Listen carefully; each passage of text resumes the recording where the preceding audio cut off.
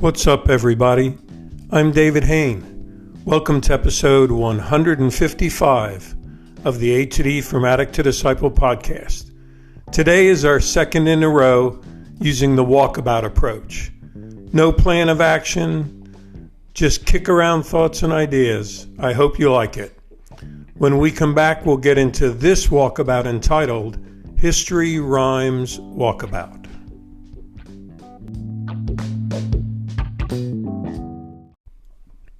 Welcome back to episode 155 of the A to D From Addict to Disciple podcast entitled History Rhymes Walkabout.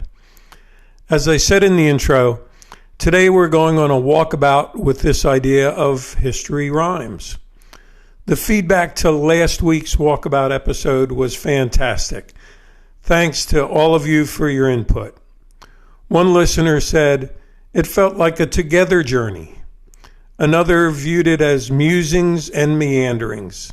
So, are you ready to meander together on this walkabout? So, why history rhymes? I got that from a Mark Twain quote when he said, "History never repeats itself, but it does often rhyme." What does that really mean to me? As I pondered that quote by Mark Twain, I began to see wisdom and a warning in it. I think it speaks volumes to those of us in recovery as it says, don't get blindsided. Stop focusing on the triggers you know and how to avoid them. Don't look for temptation or a relapse to happen exactly the same way as it did in the past. Instead, look for patterns that begin to feel familiar as the warning so that you don't repeat history. These familiar things and patterns are hard to identify because they look different or are packaged differently, but they can bring the same historical results to individuals and to families. So, what are my familiar patterns that come to mind on this walkabout as I just sort of walk around and think this through? First thing that comes to mind is, for me, incorrect assumptions can lead to doubt of myself or my friends and family. It's so easy to read into the things that are happening based on my past experiences and perspectives, even if they were incorrect at that time. So definitely, when I begin to assume things, it should be a huge reminder to me to talk to someone about them. But getting up the courage to talk is the hard thing. So as I muse on this, I think maybe I should just use a phrase like, may I bounce my thoughts off you to see if I'm thinking crazy? That sounds sort of easy enough for someone to respond to, and I've given them the opening to tell me I'm way off base. Another familiar pattern for me is denial of reality, which can lead to resentment about almost any situation I'm in. Even if it's just a situation in my imagination and not even real. Am I so focused on getting what I want that I've forgotten how to be happy with what I've got? How can I be content with my reality so I'll be prepared to walk into and embrace a tough situation when they arise for what it really is? I guess on this walkabout, I should be looking for mirrors so that I can just pause for a moment and look myself in the eye and focus on reality versus my imagination of it. I also need to be aware of self-sabotage because for me, it is typically tied directly to feelings of guilt. And I need to ask myself, am I a prisoner of my own pain and guilt? Here I go again. I know all too well where this slippery slope leads. I think it's time to put my feet on dry ground, get off the slippery slope. But then when I'm on dry ground, how do I learn to let myself be happier so that I don't self-sabotage?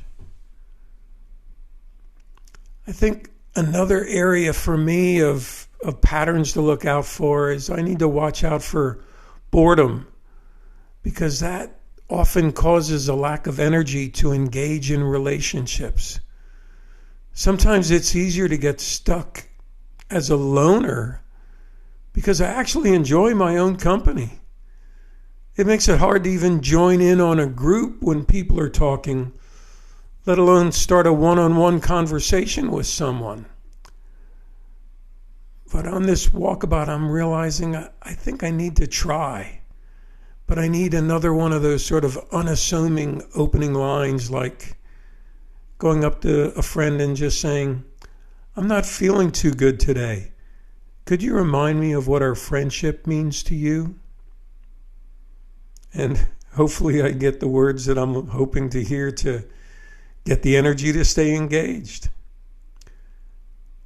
And a major red flag for me is when I lose the desire to finish what I start. It's like, why bother? Because I'll only get it wrong anyway. Why risk failure in finishing? I can postpone disappointing others with delays and excuses for my delays. But I need to ask myself, do I really fear failure and disappointment so much that staying paralyzed is my comfort zone? Phew. How do I get the courage to do the things that scare me most? Because I know when I have faced the things I fear in the past, I often find that some of the best things in life are on the other side of that fear. So I guess I need to, on this stroll, I need to find road signs and signposts that say, keep pushing through, keep enduring, and finish what you started. So what's my common thread on all of this History Rhymes walkabout? I think it's that whenever I fall into a pattern of dualism, of right versus wrong, of good versus bad, of people pleasing versus pleasing myself, whenever I'm seeing things as just black or white, that's when I'm in trouble of history rhyming. And as it rhymes, it's sort of rhyming its way into repeating itself. So where did this walkabout lead me today? What field did I find to relax with my thoughts about history rhyming? I hope I found the field that Rumi quoted about. And he said, "Out beyond ideas of wrongdoing and right doing, there is a field. I'll meet you there. When the soul lies down in that grass, the world is too full to talk about." This has always been a good motivation for me because as I understand it, Rumi is saying that when we get connected with ourselves and each other in the space that opens up, when we let go of our ideas of good and bad, of right and wrong, when we let our soul just lie down in that grass, we get away from the mundane stuff, the ideas of wrongdoing and right doing, and we get in touch with spirituality. Then we begin to sort out the rhymes of history.